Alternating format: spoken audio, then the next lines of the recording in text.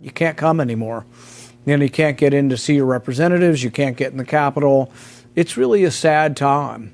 And I think basically the reason we're doing it is because Nancy Pelosi underreacted and didn't have adequate security on January 6th. And so now she's overreacting.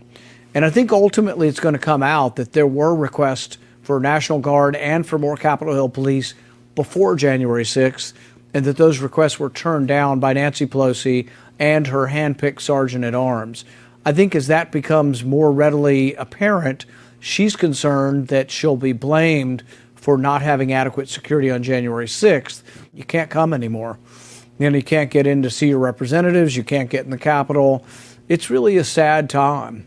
And I think basically the reason we're doing it is because Nancy Pelosi underreacted and didn't have adequate security on January 6th. And so now she's overreacting. And I think ultimately it's going to come out that there were requests for National Guard and for more Capitol Hill police before January 6th, and that those requests were turned down by Nancy Pelosi and her handpicked sergeant at arms. I think as that becomes more readily apparent, she's concerned that she'll be blamed for not having adequate security on January 6th. Hey there, political enthusiasts. Today, we're diving into some fiery comments made by Senator Rand Paul about Speaker Nancy Pelosi's handling of security on January 6, 2021. Senator Rand Paul has been quite vocal, blaming Pelosi for what he calls insufficient security measures on that infamous day. He points out that despite numerous requests for additional security, Pelosi turned them down. Paul argues that the current presence of the National Guard in Washington, D.C. is an overreaction. He suggests that Pelosi is using this show of force as a way to deflect blame for the security failures on January 6th. Interesting, right? But that's not all. The convention of states and or succeed with other states that have talked about doing so.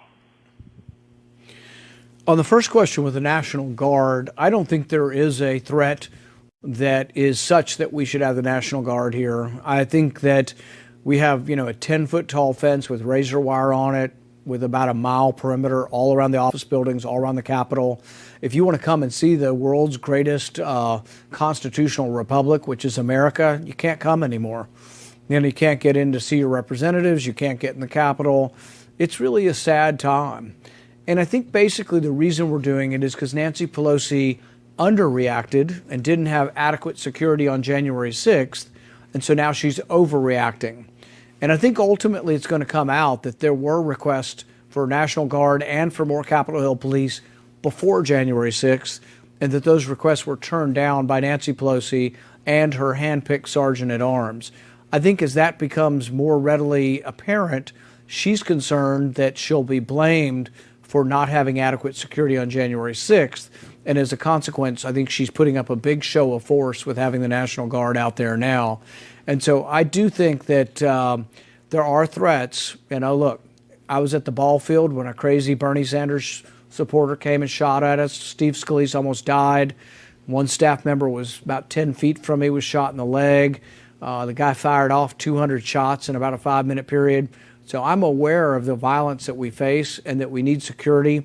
The Capitol Hill police saved my life that day. They saved about 30 of us who would have been killed had the Capitol Hill police not been there.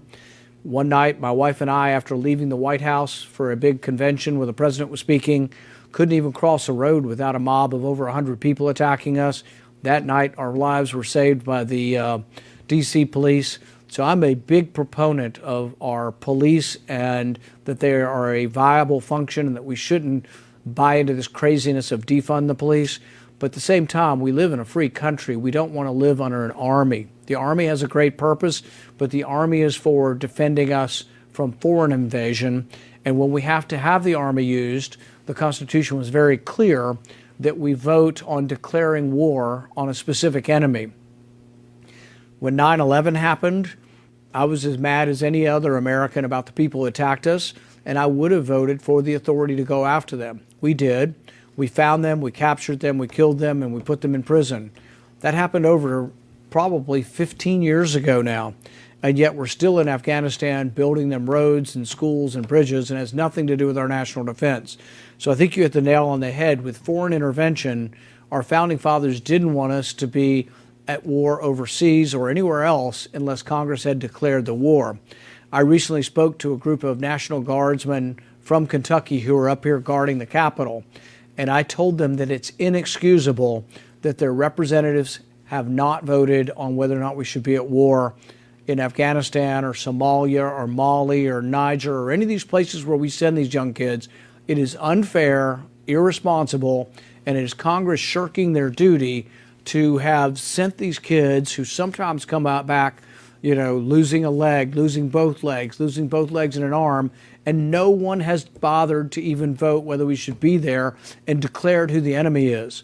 Look, there's 7 different clans, maybe 15 different clans that have been fighting each other in Somalia for 100 years. I don't know how we're supposed to pick who the best is and whether or not your son or your daughter should go fight in Somalia. So some clan wins that probably doesn't like us anyway. If they get in power, their true stripes will come out that they don't care much for us either. We've got no business in most of those battles. And our founding fathers said we shouldn't be there unless it's declared by Congress. I continue to fight for that, and I'll continue to fight that we only go to war when a war is declared and when Congress votes on it, and it's always the last resort, not the first resort. But that's not all. Paul also highlights the need for more local government involvement and voter participation. He believes that a smaller, more responsive government at the local level is crucial. It's a call to action for everyone to get involved in their communities and make their voices heard. But wait, there's more. Paul also expresses his concern about excessive foreign intervention. He cites ongoing conflicts in places like Afghanistan and stresses the importance of congressional oversight when it comes to declaring war. To sum it up, Senator Rand Paul is calling for better security measures, more local government involvement, and a cautious approach to foreign intervention. Whether you agree with him or not, it's clear that these are important issues that need our attention. So what do you think? Is Pelosi to blame for the January 6th security lapses? Should we have more local government involvement? And how should we handle foreign intervention? Let me know your thoughts in the comments below. Don't forget to like, subscribe, and hit that notification bell for more updates on the latest political happenings. Thanks for watching.